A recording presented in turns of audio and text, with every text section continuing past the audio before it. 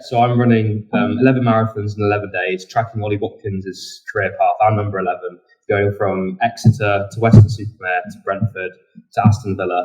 We're 5 days in and we're raising money for Birmingham Children's Hospital. Any donations would mean a lot.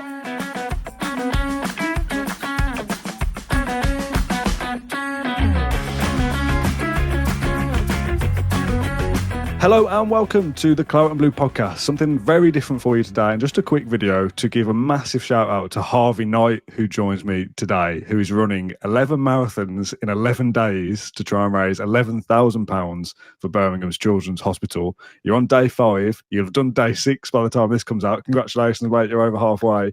Thank you. And you're halfway to your target of £11,000 as well. Welcome to the show, mate. What an incredible feat you're doing. Thank you so much, Dan. It's great to be on. How's it been, mate? You've done 5 days of back-to-back marathons. How are the legs? Legs are feeling okay, thanks. Are they? Wow.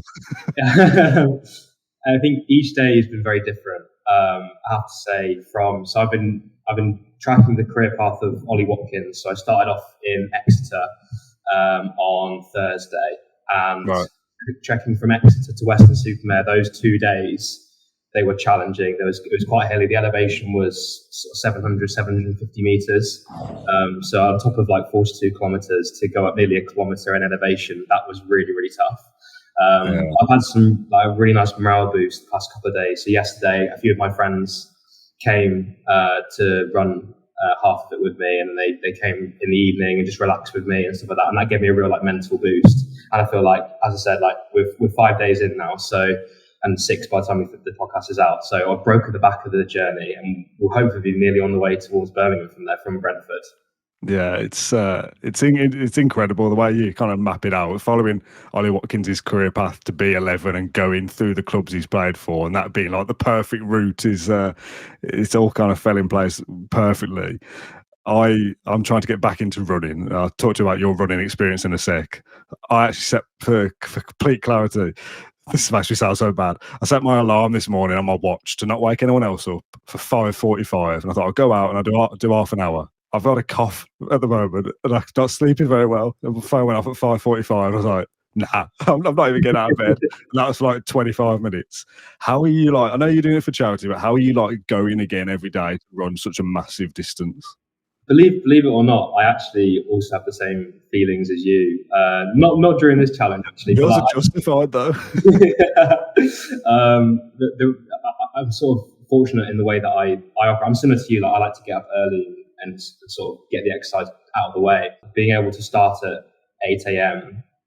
For these marathons means that I can finish sort of early afternoon, and then I can get a full rest and recover. Running for charity and having some of the donations that have come in, fortunately, John has posted on the Birmingham Mail an article from me, and I've had loads of donations from Villa fans who I don't know, and just saying up the Villa, and you're doing a great work for them. That kind of stuff really keeps me going. And today I had a donation from a family who it was £220 from their daughter was treated at Birmingham Hospital, and they were just saying how good the work is, and that kind of stuff really gets you through those tough moments, because you best believe when you're 35k in and you're on your 5th day, your legs do start to tire, but that really gets you through. Yeah, well, hopefully there'll be X amount of people watching or listening to this. There'll be a donation link down below. If we can help you get past your next milestone, that'd be fantastic. So please, if you can afford to donate, please do so. We'll be doing a Claret and Blue donation after this. Whether we can get this in front of Ollie Watkins, I don't know, is he aware of the challenge? Do you know? I've been told he is aware. I'm fortunate that I've got some contacts in Aston Villa, and it'd be great to sort of, for him to be a video or anything at all. But I'm told he is aware, and hopefully, and it's all sort of come into place really nicely. I feel like, I have to say that the third day, so on the Saturday, that was a really, really tough day. I had that 750 meter elevation, and I was pretty much in bed at 5 o'clock, and I put on the Villa game, and obviously he scores to become all-time Premier League top goal scorer for Villa. I just felt like it's all coming into place really, really nicely. So yeah, I'd love him to reach out and get as much notice of the challenge as possible and raise as much money as possible for Birmingham Children's Hospital. Yeah, absolutely. That'd be fantastic. Where did this idea come about then? What was the genesis of this? I'm fortunate enough that I know some amazing people who have done some amazing challenges in the past, and I was sort of inspired by some my closest friends who cycled Land's End to John O'Groats, and Right. that challenge I just thought was incredible. Running is the thing that I do the most of, and I just thought, could I run the career path of Ollie Watkins, my favourite footballer, and it just so happens that it's very neatly from Exeter, Weston-super-Mare and Brentford to, I'm lucky, like, John McGinn or Emmy Martinez is my favourite footballer, because that would have been a bit more of a challenge. Yeah, next year it'll be Unai Emery's managerial career into France, then to Russia, down to London. That would be a nightmare. What was your kind of running experience before this? Were you kind of just bashing out 5Ks during lockdown, or have you done marathons before? Like, what was the process to even get to this stage?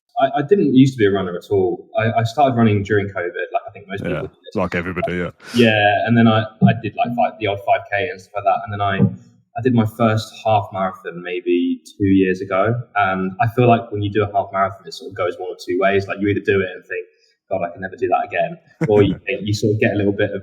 Or you think I might double that and do it 11 days in a row? Well, I have to say, when I did it in Battersea Park, and I vividly remember thinking as I crossed the line, I was like, I can do this twice. But like after a bit, you just love it again. And I really enjoyed it. And I'd done 2 official marathons prior to training for this. I did Amsterdam in October 2023, I think it was, and I did London last year, not the most recent one. I sort of was ticking over ever since then, and then obviously I've had to sort of ramp up a little bit in the past 8 to 9 months as I'm training for this challenge. But that's sort of the origin of when I started to run.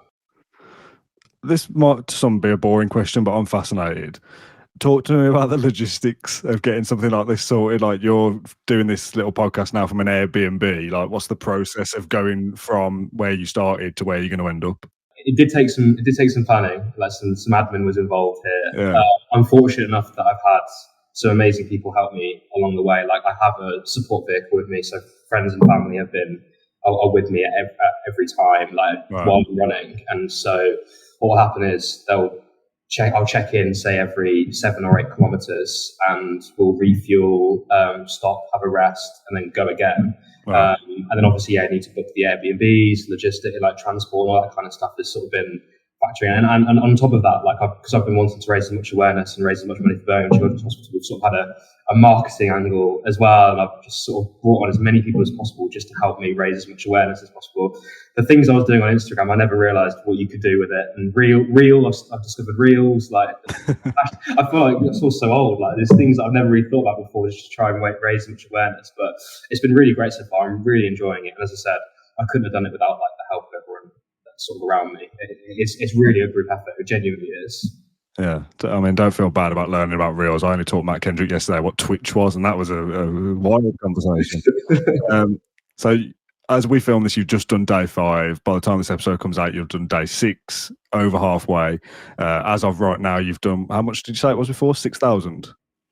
Yes, yeah, 7,000 including gift aid. Okay, of the total of 11,000. So over halfway distance, over halfway fundraising. So you're on track to get your target, which would be incredible. And as I said, hopefully this video gives you another nudge towards that. What do you kind of see the rest of the time being like, or is it always, as cliches go, one foot in front of the other, one day at a time? Yeah, it is, unfortunately. Like I can't really look too far ahead, because it does get a bit scary when you think about how much more you've got left to go. So I sort of almost don't really think about the next day. Like I have an idea of when I'll be in certain areas, and if I've got specific things lined up in the day, I'll think about that. But I mean, I was fortunate enough that we had Weston-super-Mare AFC were all over this challenge, which was just amazing. Oh, nice. Yeah, so I finished on the Friday. Brilliant experience. They greeted me, the players, and we did a few photos, stadium tour, and I had my own spot in the changing rooms. They gave me a number 9 shirt. If they watch me on a Tuesday night at 7 aside for the BDO Billionaire bottle jobs, that's our football team. You know that I'm not a prolific number 9. I'm more of a combative number 6 at best. Good engine. Great engine. Yeah, honestly, that's all they asked me to do, is just run around and then run into people, which I can do quite well. So yeah, and that was amazing. So I'm hoping we can do some more things like that, and more people joining me along the way, for days. And like I said, in my Instagram, which I can share with you, where I've been posting my like runs and things like that. If anyone wants to join me, just let me know. Like, 200 meters or the whole thing. Like, I couldn't tell you how amazing it was to have my friends yesterday for that last half, the last half marathon. It just flew by. And there are times when you're sort of digging in on your own, and you need to do that, but like just having that little boost from your friends and family makes a massive difference.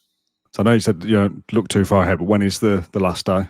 What's the date? The last day is the 18th of May, and so I was hoping that was going to be the end of the Spurs at home. Yeah. So you best believe I was absolutely furious for more than one reason why they moved it to Friday. So I'm having to travel from, I think I'm in Milton Keynes on the Friday, and I'm getting dropped off at Villa Park. I'm not missing the game. And then I'm coming back down to... Oh, of course, yeah. Yeah, it's just an absolute nightmare. So I was furious, and I was thinking, am I going to have to... I was thinking through all sorts. I was like, do I finish on the Friday and then like run to Warsaw for a pre-season game, or like? And I was like, this is just getting too messy. And I was like, I have to sacrifice a few hours of sleep, and I've got to go to the game. And I think we're in the Trinity Friday night. We're normally lower Holt, so I think my mate Henry's going to have to carry me up those stairs to get me to sleep. Steep up the top of there. Well, I won't make any promises. I know John's not a runner, and neither am I, by the way. Look at me. Neither is Kendrick, but I'm certainly not offering to do the marathon. No way. Maybe the last couple of K, maybe if you have us, we could come and do some filming there and do some stuff afterwards. Yeah, and just to reassure you, the pace is very manageable. I'm sure no doubt in my mind. Yeah, we'll see what we can do if our schedules align, and we can maybe do a kind of follow-up to this, and you've hit your target, you've done 11 days, we can do a bit of vlog style stuff with you potentially. Don't hold me to it, but I'll certainly look into it. Yeah, that sounds amazing. Okay, all right. If you had to sell this now to somebody who's switched on 15 minutes into this, what's the challenge? Where can people donate, and what's the scenario? So I'm running 11 marathons in 11 days, tracking Ollie Watkins' career path. I'm number 11, going from Exeter to Weston-super-Mare to Brentford to Aston Villa. We're 5 days in, and we're raising money for Birmingham Children's Hospital. My Instagram is halves 11 marathons, and on there is my Just Giving page to donate to Birmingham Children's Hospital. So any donations would mean a lot. Perfect. All right, well, we'll share all that information on the podcast. I urge anyone listening or watching, if you can afford to give, please do so. I know you and everyone at Birmingham Children's Hospital would hugely appreciate anything. So, Harvey, thank you very much for joining me on this little bonus episode. All the best for the rest of the coming days, and maybe see you at the finish line. Maybe. Thank you so much. I really appreciate it.